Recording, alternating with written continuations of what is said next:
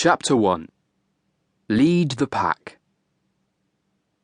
Focus on others' successes, not your own. The secret to impressing a top dog? Do things that impress them. But people don't, do they? In fact, they often do the opposite. This week alone, you'll have been underwhelmed by how someone communicated with you. Maybe you received a dreadful email or a tactless comment. Maybe they wasted your time at a pointless meeting, or made you sit through a tedious presentation. These things happen all the time. Even worse, people don't know they're doing it. Over the years, I've asked thousands of people 2 questions. 1.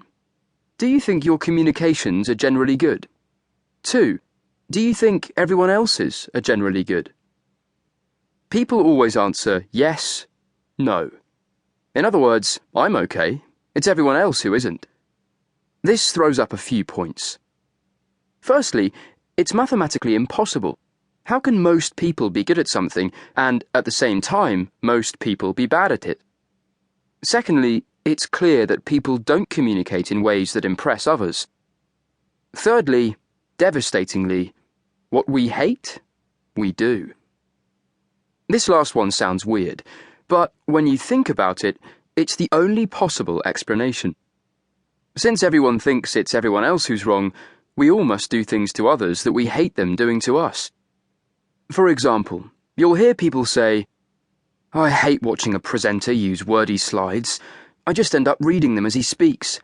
However, when I'm presenting, I like to use wordy slides to remind me what to say. I don't know why I attended that meeting. The chair made no effort to tell me why the agenda was relevant to me.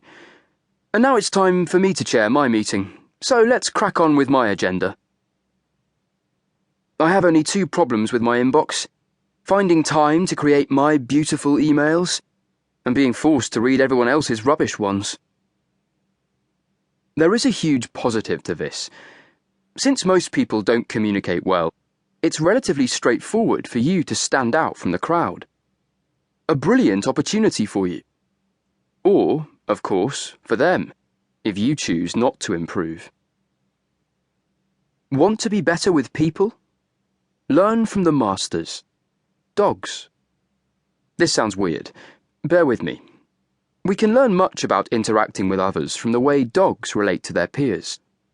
Why dogs? Well, they're arguably the most successful species on the planet next to us. They've established themselves in every corner of the world.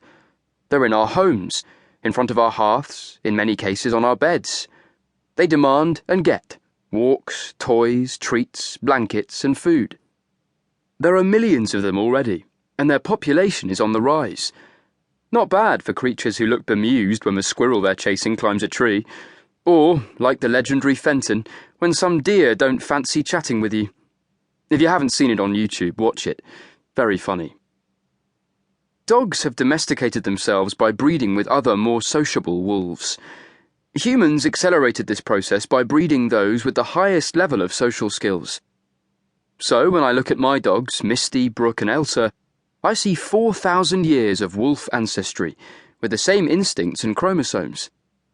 As a result, an extremely tolerant and cognitively advanced animal, except Elsa, has evolved. These wolves dressed in dog suits have charmed their way into our lives and homes. They live in idle luxury as a result. And we can learn from this.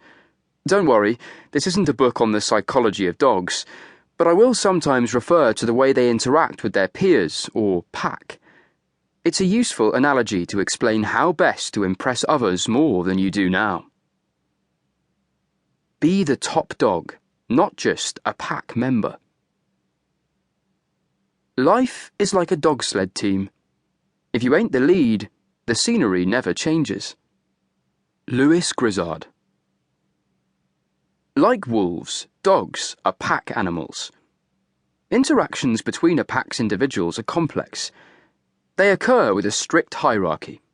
The alpha male is at the top with his mate, the alpha female. These are the top dogs. Under them, pack positions constantly change as younger dogs challenge superiors at every opportunity.